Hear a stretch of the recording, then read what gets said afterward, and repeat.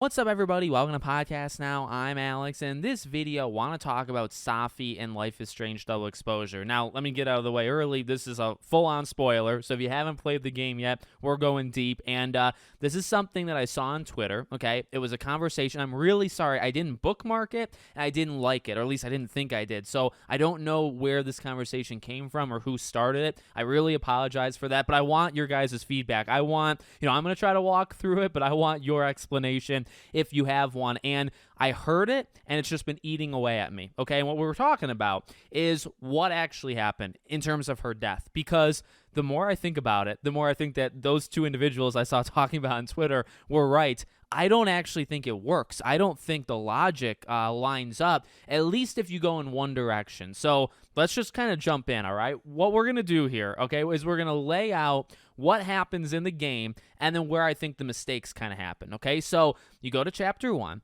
And, Safi's there. She's on the phone, and you hear the gunshot. Then you go up, and she's dead, right? She's alive when the gunshot goes off. So the timing is all out of sorts, okay? You go up there, and you say, okay, well, who did this, impossible crime, right? That's a big part of it. Now, as it turns out, it is a big deal. It's not as big of a deal, I think, in certain parts of the game as they led you to believe.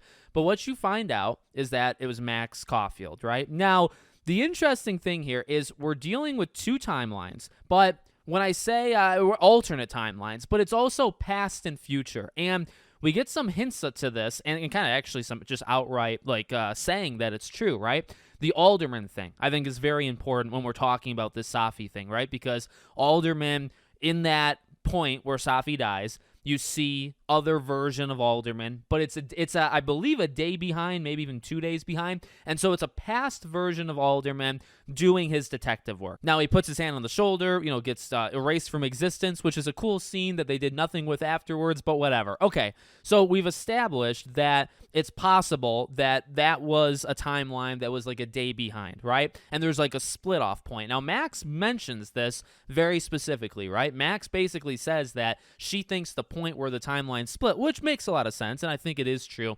Where the timeline split is where Safi dies, right? When that happens, that's where the timeline split. Now, the issue is it's Max from when she goes into the other timeline. It's Max from the future, right? She's talking to Safi on the couch, and everything is, well, in the future, maybe a day from now. I think it literally was the next day, okay?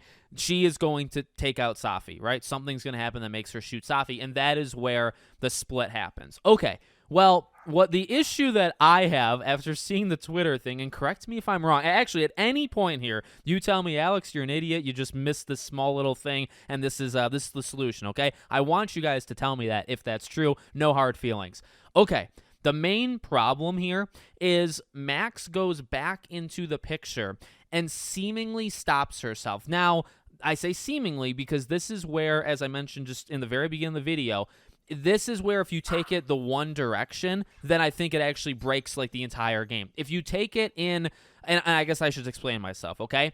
All right, Max shoots Safi, right? Safi takes the picture, Max shoots her, that's when the timeline split. All right, whatever. Now, she has the picture. So because she has the picture, she's able to travel to that time.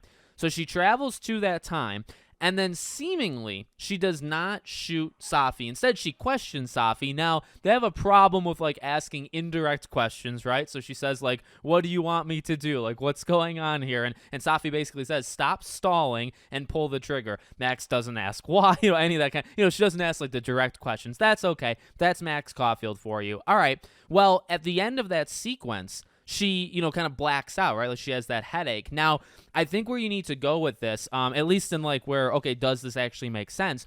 When you think about how the logic of photos work, right? So now we do have a good basis of this from the first game, okay? What's supposed to happen, and now this game kind of changed things because when Safi dies, as you see in Chapter 1, there is no storm. Now, this part is just something I truly don't understand. I've thought about it. I still can't get it. So you guys let me know. There's no storm. But then when she goes in Chapter 3, there's all of a sudden a storm there. So I don't really understand. Like, we know later on that Max starts to, like, take the storm with her when she goes and she swaps timelines, all that stuff. So maybe it has something to do with that. But, like, as we know in the first game, when you do the photo thing, it's supposed to be a very contained scene. In fact, I really like how they do it in one where like everything's almost bleeding, right? Like it's like a void. There's nothing actually there. Even when she goes into her dorm room and she rips up the picture, like it's not even her full room. Now I guess like reality is falling apart at that point, but generally when she does that, when she does the plane, right? When she's going to San Francisco, it's like just the plane, right? She looks outside, like it's really just the plane is like encapsulated, I guess would be the word, right? If that actually is a word. And, she makes a decision, and that decision has the ramification. So when she does one thing, when she rips the photo, it directly leads to something else, right? When she goes and she saves William, she throws the car keys out the house. Out the house doesn't even really exist, Chloe's house, right? But she throws it into this void, and that changes things, and everything dissolves, and everything is changed because of that. That's the big part to me, is things change. The issue with what they did that I actually am unsure now, the more I think about it, when she goes into that picture, like, I guess the point is for her to just ask Safi, like, why am I killing you? But how about not killing her at all? And I think that's where opinions can split, okay? I think that's where you could call me an idiot and say, okay, well, here's what, and I mean, maybe I'm not an idiot because I actually can, like, think this through and understand the side. Okay, if what happened was simply this, Max looked through the photo, she questions Safi. She says, why am I actually doing this, right?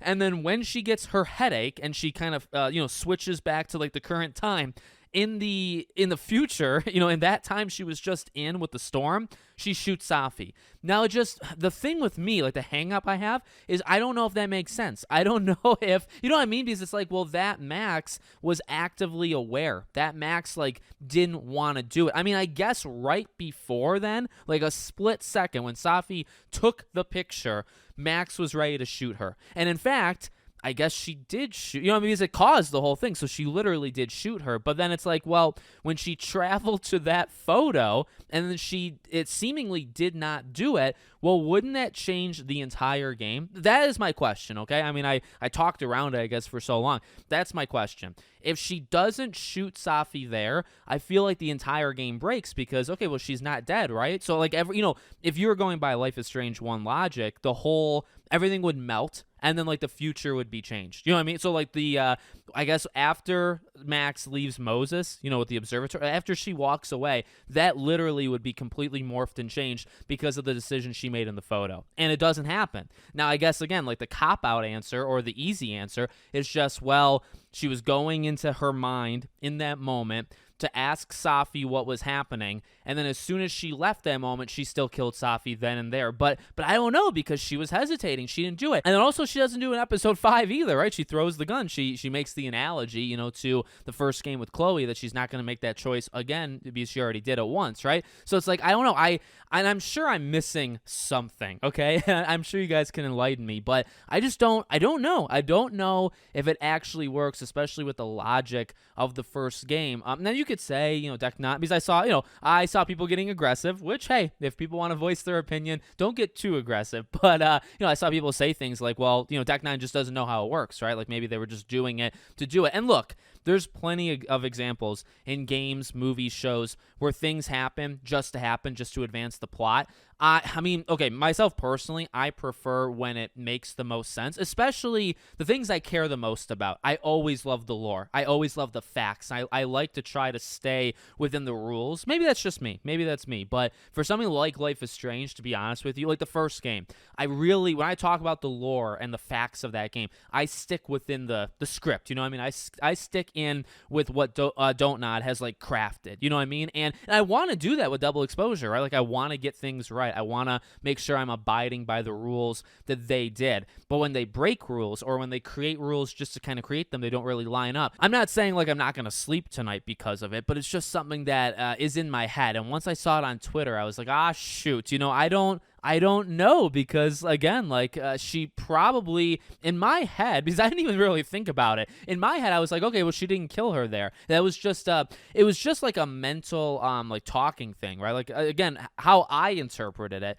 was she just went into her future self, to just see why she was doing it. But then when you think about it, you say, well, why would she then do it at the end of that conversation, right? Like she's going into it, she's questioning it, but then she shoots Safi anyway. Because the thing is, she keeps saying, but I think that's in the beginning of like episode 3, right? Where she's like, actually right after it, right? Because she's like, oh God, I did do it. Like that actually was me. And how I, again, interpreted that part was, okay, that's just her realization that there wasn't shape-shifting, it's not an evil Max, it's nothing like that. Like, all of those alternate theories are thrown out. That was her that pulled the trigger. And so she's like, oh my God, I can't believe I actually did that, right? Like, that was me.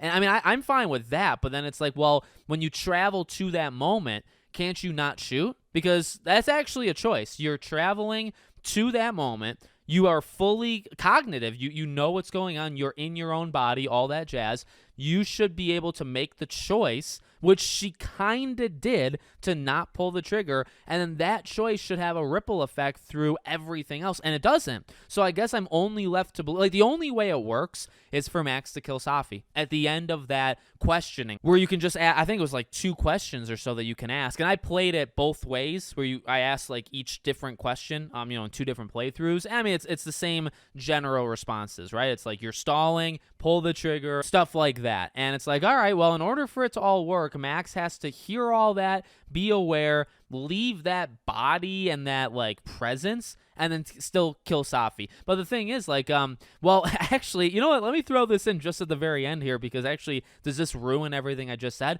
In the picture, isn't the gun going off? So like when she takes the picture, Max is shooting the gun, is it not? And she's crying, right? So she has a tear, and like the smoke is coming from the gun, meaning like the bullet left it. So the picture was, when Max travels through that picture, Safi takes the picture, Max doesn't shoot. Now, and that's the thing. That's where Max shoots. Okay, actually, yeah. You know what? I just talked myself into it. It's good that these videos are a little bit longer so I can walk myself through it. Yeah, she should have killed Safi the moment the picture was taken, because that's when the bullet was, like, fired, right? So the fact that she doesn't do it does change something. Regardless, I guess, if she kills her, like, 30 seconds later, the actual event was changed. Now that I think, I mean, that's gotta be, I don't know. I mean, again, though, I don't think that can be the way you interpret it, because that kind of ruins the time, like, parallel. I mean, I saw people talking about like a paradox. It's a time paradox, because I mean, it is messy, because you have alternate timelines and past and future, right? You have things that, like, well, they're in one time zone, and like they're seeing things in the other timeline that happened before and then also after, because like the Safi death thing is afterwards, even though it really should be not after, it should be at the same time, right? So like they're not on the same time zone or anything like that. It's already messy. And so yeah, I guess you can call it a paradox. So that might get you out of that. That's a easy word to throw around that kind of makes sense for it. I don't know. I could probably keep going. I don't know if I'm making sense to you guys though, and that's why I kind of want to stop. So let me know what you guys think in the comments. Make sure, as always, you're subscribed to the channel, bell icon turned on, and I hope to see you all on the next one.